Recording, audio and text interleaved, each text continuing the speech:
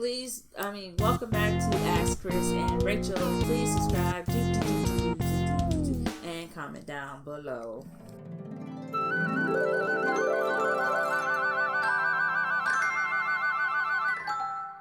Okay. Date him or not. Okay. He's balding and unattractive.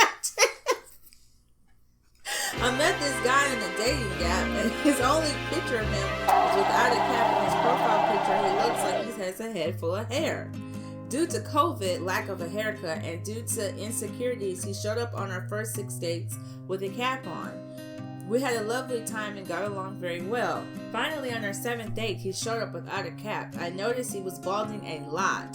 It surely reduced my physical attraction towards him. He put a picture up on his profile showing he was balding and had come on our first date. Had come on our first date without a cap. I am certainly not. I would have not felt attracted to him or pursued him. What's the question? Should she date him? It says date him. No. It's easy. Don't date him. If that's such a turn off, don't date him. She's been on 7 dates already. She says that they had a good time. You're gonna miss out on the love of your life because he's bald? If that's what she's not into, then move on to the next one. But what if he's you're gonna miss out on your husband, the love of your life, the father of your children, because he's bald? No, YOLO. No, girl, get your ass. You're gonna be alone and single for the rest of your life because you're vain, girl. You've been on 7 dates with him. You obviously really like him. You're not gonna go out with him because he's bald. Who cares? What if his dingling is huge? Who cares that he's bald? So bald is like a thing. I agree. Bald is like a cool thing. I agree that it shouldn't matter. Who cares? You've been on 7 dates at this point. I'm balding. You weren't balding when I met you, though. I was obviously balding. Well, you didn't look like you were balding. But the thing is, it's like that's why I wear a hat too sometimes. Well, it's like already too late. You started balding when you were married. Like, I'm not gonna divorce you because you're balding. But I do agree that that's vain. Extremely vain. That's like ridiculous. It is ridiculous. You probably need some help anyway. You need to go see therapy, and that's why your ass is on dating apps in the first place. But if you can't look past it, don't go on another date. That's ridiculous. Do you. Next question.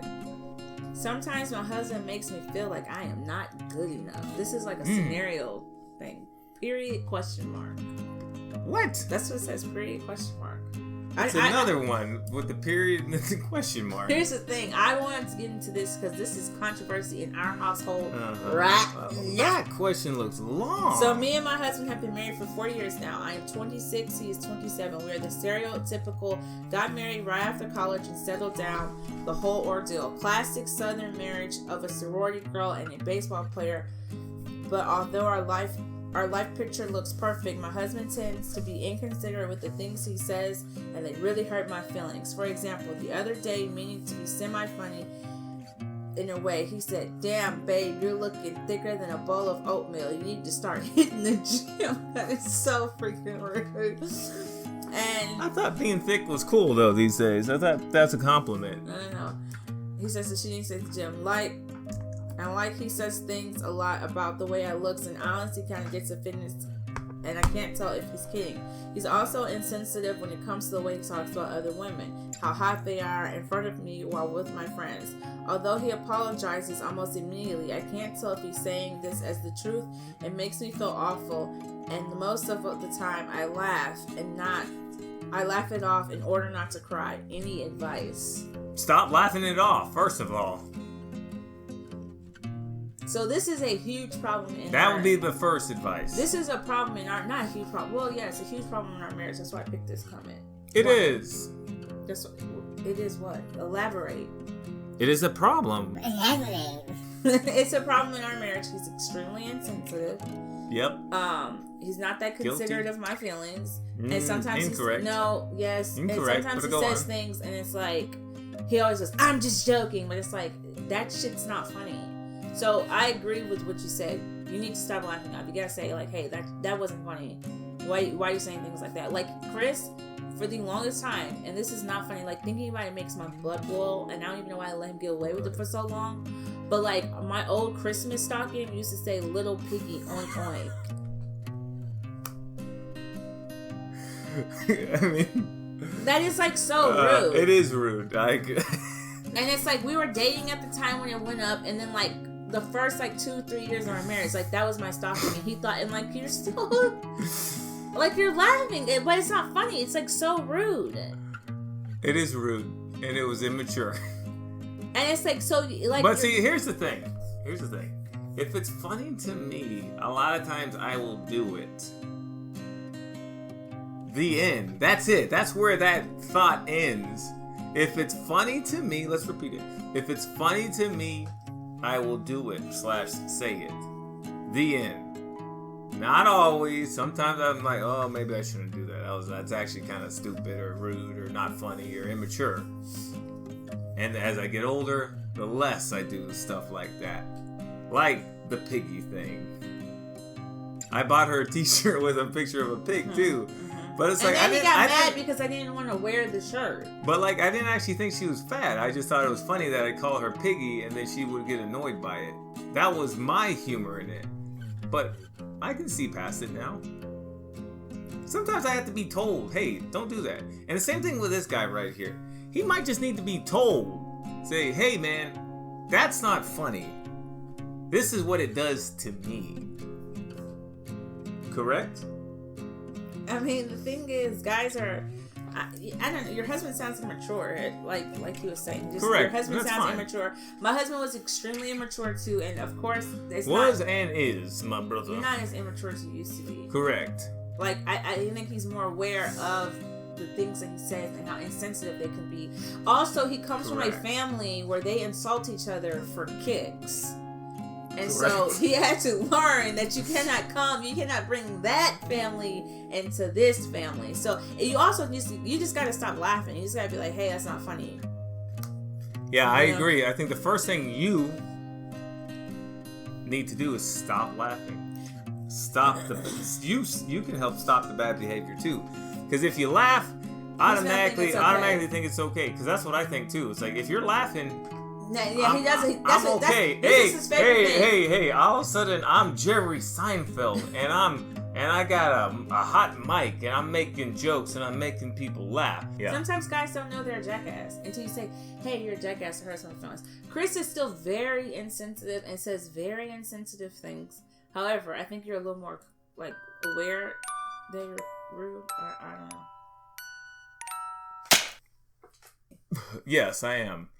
And that's okay. But it's not okay. It's not okay. It's never going to be okay. But this is what I always tell Rachel. This is what I always tell everybody. Please.